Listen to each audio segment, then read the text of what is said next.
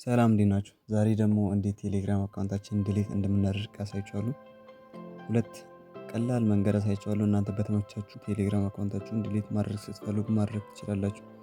የመጀመሪያው ቴሌግራም ሴቲንግ ላይ ገብተን ወደ ላይ ስክሮል አድርገን ፕራይቬሲ ኤንድ ሴኩሪቲ የምትለውን አንድ ጊዜ እነካለን። ፕራይቬሲ ኤንድ ሴኩሪቲ የሚለው ውስጥ ከገባን በኋላ ስክሮል አፕ እናደርግና ዲሊት ማይ አካውንት የምትላችሁ እዚህ ጋር እና ይሄኛው ምንድነው? እኛ ኦፍላይን ሆነን በምንቆይበት ጊዜ ቴሌግራም በራሱ የኛን አካውንት ዲሊት እንዲያደርግ ነው። ለምሳሌ ዝቅተኛው 1 ወር ነው እና 1 ወር የሚለው ላይ ካደረግን ለ1 ወር ኦፍላይን ሆነን ከቆየን ቴሌግራም በራሱ አካውንታችንን ዲሊት ያደርግልናል። እና ምናልባት ይሄኛው ቶሎ አካውንታችሁን አጥፍታችሁ ሌላ ለመክፈት ላሰባችሁት ላይሆናችሁ ይችላል። ነገር ግን ሁለተኛውና በጣም ፈጣኑን መንገድ ደግሞ ላሳያችሁ። ይሄኛው ባዘዝነው ሰዓት ነው። አሁን ለምሳሌ ዲሊት ማድረግ ከፈለኩ አሁን ዲሊት የሚያደርግልኝ እና ሴቲንግ ውስጥ እንገባለን። ሴቲንግ ውስጥ ከገባን በኋላ ወደ ላይ ስክሮል እናደርግና ቴሌግራም FAQ የምትላለች ቴሌግራም FAQ የሚለው ውስጥ በጣም ብዙ ነገሮችን የምናገኘው እና ዲሊት የምናደርግበትንም ሊንክ እዛ ላይ ነው የምናገኘው። እሱን አንድ ጊዜ ነክተን ወደ ውስጥ እንገባለን ማለት ነው። እዚህ ውስጥ ያስገባናል በጣም ብዙ ሊንኮች ያሉበት ቦታ ማለት ነው።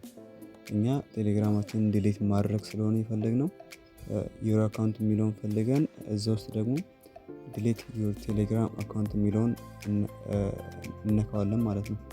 እዚህ ጋር ዲሊት ዩር ቴሌግራም አካውንት የምትላለች እሷን አንድ ጊዜ እነካለን ማለት ነው። እሷን ስነካ አሁንም ወደዚህ ያመጣናል። በጣም ስላነሰ ላሳደግላችሁ እዚች ጋር ዲአክቲቬሽን ፔጅ የምትላለች አይደል? እሷን እነካለን አንድ ጊዜ። እሷን ከነካናት በኋላ ቁጥራችንን እዚህ ጋር የምንጽፈው ዲሊት ማድረግ የፈለግነውን ቴሌግራም አካውንት ቁጥር ነው የምንጽፈው፣ እኛ ማጥፋት የፈለግነው ማለት ነው። እሱን ጽፈን ደግሞ የሚላክልን ኮድ አለ። በኤስኤምኤስ ሳይሆን የሚልኩልን በዛው ቴሌግራም በአካውንታችን ውስጥ ነው ኮዱን የሚልኩልን። ከዛ ቴሌግራም ላይ የተላከውን ኮድ ደግሞ ሄደን ኮፒ አድርገን እንመጣለን።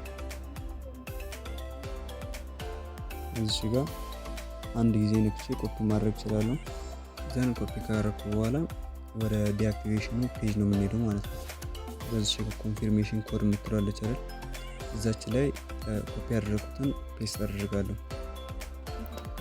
ፔስት ካደረኩ በኋላ ከታች ሳይን ኢን የምትለውን በተን አንድ ጊዜ ነካለሁ። እዛ የሆነች ሳጥን ትመጣላችኋለች ከታች ማለት ነው። ዲሊት የምታደርጉበት ሪዝን የምትጽፉበት እዛ ላይ ምክንያታችሁን መጻፍ ትችላላችሁ።